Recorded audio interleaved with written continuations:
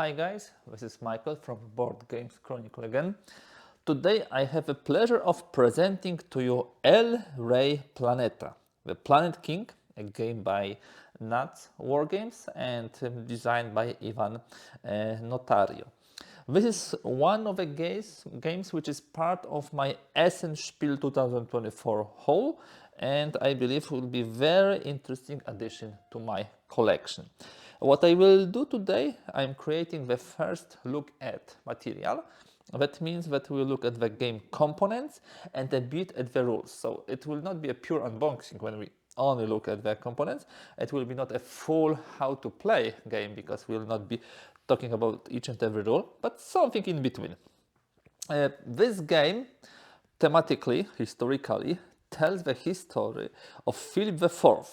Philip IV, so-called the Rey Planeta, so the Planet King, was the Spanish king in the 17th century. He actually became the king of Spain and Portugal in 1621, and his empire reached approximately 12 million square kilometers. So huge, huge empire. This game to some extent will be similar to what GMT Games published recently, a game by Ted Racier, I, Napoleon, because this is also a solitary game about let's say, one of the most important personas of the history.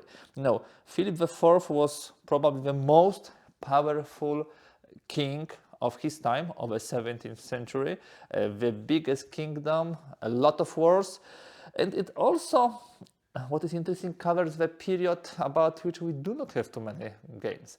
There's a period of a 30 years war, for example, and you don't have so many games about the 17th century. How will we play here? Similarly to I, Napoleon, you will have a set of cards which will be driving the events. You will be trying to win political points, military points, but also domestic things will be important, like the domestic issues, the culture, the arts, also the heir to the throne. This all will count. So let's have a look at the box. It's pretty nice, sturdy box, as you can see. At the back you have explanation in English and in Spanish. The game is in both languages about what's the game about, and also the components list. Here we have a level of complication, middle, yeah, so 3. My belief is well represents how difficult the game is. One of the key things which the NAC Wargames boxes have is what is the part of the history which is described here. So this nicely shows you exactly the years where the game takes place. Yeah, so all their games have this indication. Let's have a look into the box and let me open it. It's really nice. So first thing first, we have some notes from the designer and developer, I believe. Yeah, director de arte, so the graphic and the author. It's in Spanish, but I believe it will be easy to translate here with a Google Translate. It's pretty cool. We have an English version here. Sorry, we don't need to translate. So there is a brief personal touch here, I would say, to this game from the author, designer, and the art director. Okay. So what do we have inside? First of all, we have rule book and game book, and I believe both of them will come in 2 languages. Yes. So this is the Spanish version, this is the English version, so let's have a look in the English version. The rule book has around 25 pages, so honestly not overly long and complex, not too short, medium complexity game, just like the box showed. This is a solitary game, but as you can see here, it can be played in cooperative mode with the 2 players. And it will go through all the important game concepts, like how to do the setup, organization phase, events phase, how do we play the wars, what actions do we have, how we finish the turn, how we win the game, and what are the special rules. So let's have a look It shows the setup here. It talks about the cards. We have the nobles. We will have the cards for genius, so for the arts and science development. We'll have the ladies cards, of course, because the king has to have also the hair. Okay, here we have nice information about the setup. We will see there is a map of the world, there is a card map, and there is a state council map, with treasury here. Looks very juicy. The events will have information whether it's positive event, negative event, or the event which can have one of the two outcomes, positive or negative. As you can see, this is a positive event. Okay, more information here. And the actions. I'm going pretty quickly through this, guys, to show you the rest of the components too. How do we evaluate victory? There will be a couple of scenarios, so it will depend in which scenario you play to evaluate the victory. How do we play cooperatively? And you have battle name generator. If the player wants to name the event that resolves a military campaign, you can use this table by rolling 6 face dice. This is really cool because then, depending whom you fight, you can have Battle of Givet, for example, in Flanders. Really, really fine. This is a good thing because you have a gameplay summary. So organization phase, event phase, and off-turn phase, everything here collected together. Game book, kind of a playbook where you have the scenarios described and where you have an example of play. So this is the table of contents. So there will be scenarios here. We'll talk about them in a moment. The war only mode, how to change the difficulty levels, and then a pretty comprehensive full game example. To this, we also can familiarize ourselves with history. It's really cool to have some background on what was happening. Designer knows why particular choices were made when playing the game, and also bibliography for the further reading, and how the cards were created and what they mean. Now, coming back to scenarios, we have 1, 2, 3, 4, 5 scenarios. The Firehead. Firehead is a very short introductory scenario, just to familiarize you with the game. Jupiter Hispano is a 1 full turn scenario, also pretty quick and pretty short. This is not overly long.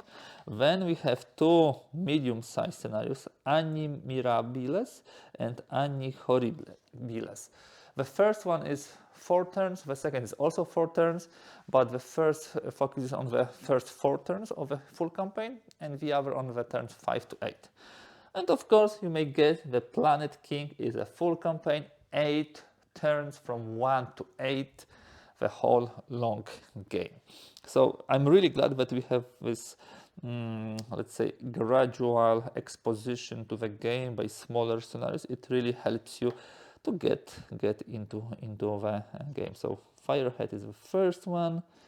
Firehead is actually the nickname of Charles Emmanuel I, Duke of Savoy, so called because of his taste for military conflict. Really, really cool, anecdote here. Then you have Jupiter Hispano and those 2 4-turn scenarios, and the last one is the Planet King scenario. There is also a war-only mode, which is, I think, something interesting for the people who would like to focus only on the military and political exploits of Philip IV, and you don't want to play all of this arts, science, or maybe the hair things. This is also possible, and you can play with the difficulty levels of the game. And here you will have a full game example. We'll just have a look at this. This is the first turn of play on the Anni Mirabile scenario. So this is the scenario which lasts 4 turns from 1st to 4th, and this is medium length scenario. It shows you all the moves. As I said, I will be creating separate material which will be presenting the gameplay and actual flow of the game. Here we have something cool, chronology of the reign of Philip IV. So as you can see, he was born 1605 and he was coronated 1621. So he was only 16 years, yeah, I believe. And he died at the age of 60 years in 1665. Yep. Here we would have the designer notes with some questions. It's pretty cool. I started actually to read about the game exactly in this place, and it gives good understanding what the author wanted to achieve. There is biography, and of course the cards. You have the explanations of all the cards. A lot of them beautiful graphics, by the way. Really thematic. Okay, so this is the rule book, this is the campaign book or game book, and both of them are in two languages, English and Spanish. Now let's look further. This is also a cool thing. Usually in war games you have this proof of original game, and then we have the cards, and for the cards I would need something to open them with. We have two sets of cards, English and Spanish, yeah. Events, nobles, secret memorial of the council. So let me present to you the English ones, yeah. The Spanish will put to side for a moment, so let me open that first. I'm really curious about the content here. Okay, so here we have the event cards, plenty of them, and of course various things will be having. Pirates. Place a pirate marker in the plus ultra box, and also evidently we will remove some unit. Actions, construction, diplomacy, conspiracy of nobles. Oh, they can conspire against you, of course. Excellent harvest, something pretty positive. Franco-Spanish War, not necessarily positive, but you can gain the glory out of it. Anglo-Spanish, Portuguese War, total war. Check every open wars against the Spanish monarchy except for the Palatinate War. Could be really something bad. Instability, Danish intervention, libertiness. Okay, patron. A lot of interesting events which will be driving the game, of course. Then we have the nobles, and the nobles are the guys you need to use to run your empire. Your empire is too large for it to be run only by yourself. It's simply not possible, yeah, to do. So we'll have nobles. Do we have, yeah, these are all nobles, okay. So these are the nobles. Philip III. Okay, you can see. I would need to read about their special characteristic. I didn't have the time yet. It says whether the guys are loyal, brave, patron, corrupt, industrious. So we see, depending whom you need, you can create a very nice card for yourself.